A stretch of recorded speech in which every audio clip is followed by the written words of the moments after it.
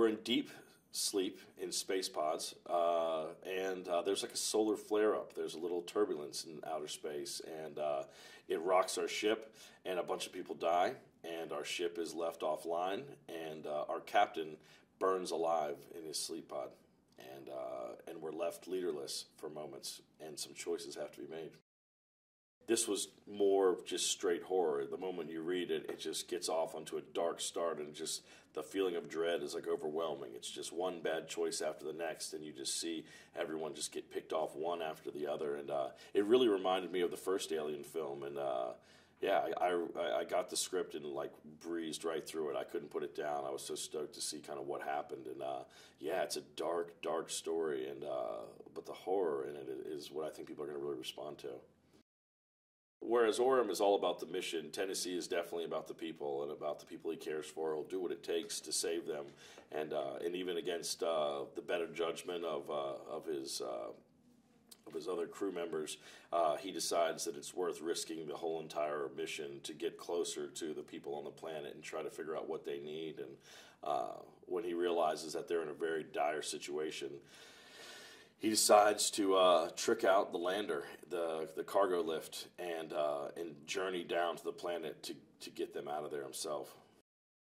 He's got boundless energy. He's so passionate and excited about what we're doing, and to be the guy who helmed the first Alien, it's awesome just to hear the stories about what those guys went through and what he was thinking when he was making that film, and to be making something that's in those footsteps. It's cool.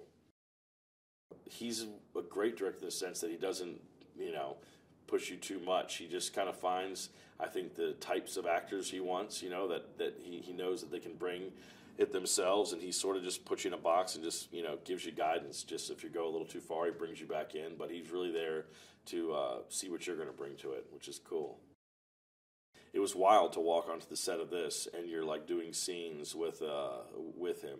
It was very difficult actually, because I've never acted with anyone who's an android in a movie before. So you're delivering lines to them, and he's just looking at you dead face, just not reacting to anything you're saying, and that actually would make me laugh a lot. So I had to stop looking at him when I would talk to him, and then I could feel like he was kind of zeroing in on me, just staring at me with android eyes. And so I just never look at Fassbender in any of the scenes I'm with in him. I have come across the alien, the big boy, and I was really surprised that the alien was really here with us. It wasn't like you're running away from a tennis ball.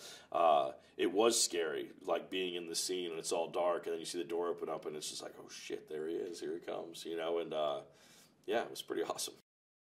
The same way that Jaws, terrified everyone about being in the ocean, definitely Alien has terrified everyone about having a foreign parasite in your stomach that could rip out at any moment. And that's horrifying to think about, that someone using you as a nest and then just discarding of you in such a disgusting way. It's terrifying to think about.